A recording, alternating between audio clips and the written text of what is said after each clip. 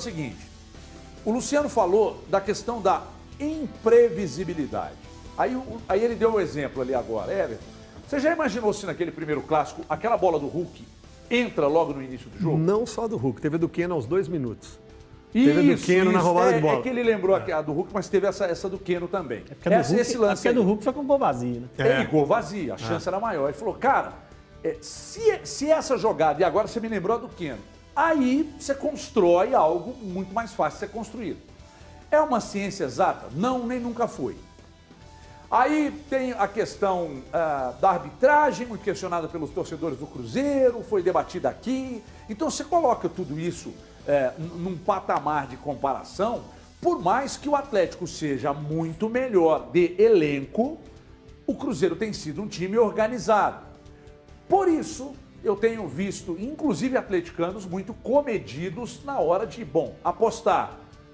Hoje eu conversei com alguns atleticanos, o que você acha? Os caras, 2-1, 2-0 no máximo, 1-0, uns falando, empate vai para os pênaltis e tal. Eu não vi, tá? Na minha bolha, que é pequenininha, o pessoal falando, não, amanhã vai deitar e tal.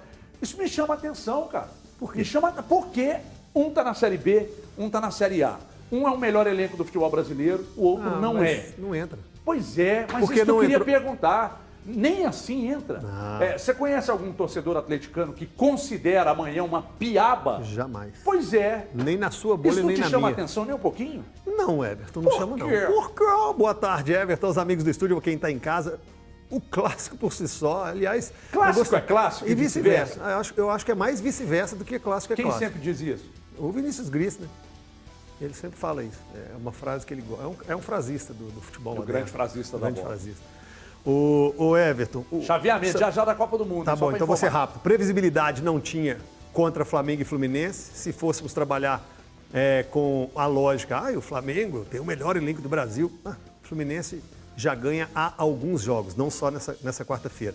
Palmeiras, campeão da Libertadores, foi lá disputar o Mundial, tem um elenco, tem um trabalho muito sólido do Abel.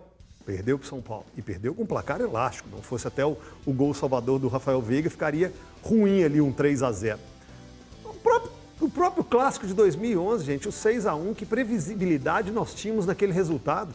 Né? Duas equipes muito mal, assim. O Atlético tinha escapado de um rebaixamento, rodadas anteriores. O Cruzeiro com uma possibilidade de ser rebaixado pelo rival e alguém acreditava ou alguém imaginava naquele resultado. Conheço vários torcedores do Cruzeiro que foram a Sete Lagoas falando, eu esperava o caos, eu esperava, assim, inclusive o rebaixamento do Cruzeiro. E aí sai de lá comemorando a permanência em uma Série A naquela época, naquela ocasião e ainda com uma goleada. Então, não entra em campo. Nesse clássico que nós tivemos esse ano, o Atlético teve uma intensidade muito grande nos primeiros 15 minutos, Everton. E ali poderia ter uns 2 ou 3-0 tranquilamente. Um gol do Hulk, essa chegada do Keno logo aos 2 minutos. Acho que o Savarino também perdeu uma chance. O Atlético chegou muito, mas depois o Cruzeiro entendeu, fez a leitura do jogo, soube marcar e soube incomodar o Atlético também.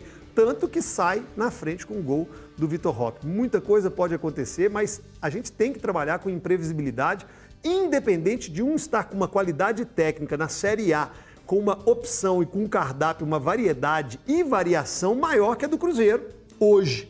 Mas o Cruzeiro é competitivo, é um time mais organizado e se nós compararmos a um passado recente, aí eu digo 20 e 21, o Cruzeiro é bem mais organizado, dentro e fora de campo. Muito bem. Gomide, eu gostaria de ouvi-lo. Você captou minha mensagem aqui, de onde pega esse cuidado? Torcedores, hoje, encontrei alguns, torcedores fanáticos, atleticanos, mas ninguém com aquela de, a gente tem um elenco muito melhor, está na Série A os caras na B, amanhã é um novo 6-1. Né? Eu não vi ninguém com esse oba-oba. E por outro lado, com cruzeirenses, aqui na redação, por exemplo, estão preocupados, mas organizado e tal, mas se intrometendo antes, porém, entretanto e tal. O que você pensa dessa questão do amplo respeito? Claro, tem uns malucos que, 8-0, para todo lugar tem.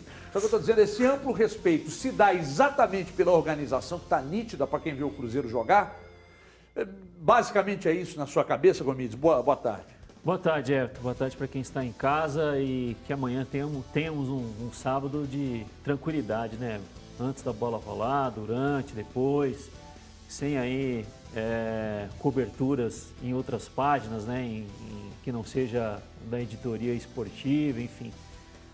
O Everton, se nós pegarmos como parâmetro os últimos 3 clássicos, os 3 pela fase classificatória do Campeonato Mineiro, porque no Brasileiro aí o Cruzeiro não vem jogando a Série A. No ano retrasado, que o Sampaoli assistiu à partida da arquibancada, o time foi dirigido pelo James. O Atlético venceu num cenário parecido. Ele saiu à frente, né, no placar, mas aí o Thiago empatou, mas venceu num cenário parecido porque o Otero fez um gol no final do jogo. No ano seguinte, né, o Cruzeiro venceu por 1-0. O Atlético estava ali num processo de transição, né, Sampaoli para o Cuca, mas já tinha boa parte, né, desses jogadores que contratou à época do Sampaoli para fazer o elenco se tornar ainda melhor. Mas o Cruzeiro conseguiu fazer uma boa partida, venceu por 1-0. O jogo deste ano, o Atlético teve maiores janelas ali com mais posse de bola, com mais finalizações, uma superioridade. Mas o Cruzeiro, dentro das próprias limitações, aí eu digo com relação ao elenco, porque eu acho que taticamente, hoje, se formos analisar friamente o trabalho do Pessolano e do Antônio Mohamed, aí eu estou falando da parte tática, não estou falando daqueles que entram em campo, que são os jogadores. Eu acho que são 2 times, assim, em pé de igualdade, taticamente. Só que o Atlético tem jogadores ali dentro do campo que conseguem fazer com que a desenvoltura do time seja diferente, né? Então, ele leva o favoritismo um pouco por conta disso. E se formos nos apegar ao elenco, se tem um time amanhã que não pode ser tão surpreendido pelo adversário, eu acho que é mais o Atlético do que o Cruzeiro. O Atlético ele tem maneiras de conseguir jogar melhor, atacar melhor, por conta dos jogadores, das peças à disposição. E aí eu digo tanto com bola quanto sem bola, né? O Atlético tem ótimos jogadores para ser um time coeso, para marcar, para ser um time que feche os espaços, não dê oportunidades para o Cruzeiro. Tem 2 ótimos volantes, tem 2 bons laterais, 2 ótimos zagueiros, enfim, tem um baita time. Tem peças à vontade ali, entre aspas, no ataque para mudar a forma de jogar. Você vai jogar com jogadores muito rápidos pela beirada, você vai apostar a jogar muito com a área ali preenchida por jogadores que decidem, que são Hulk e Vargas. Não é o caso do Cruzeiro.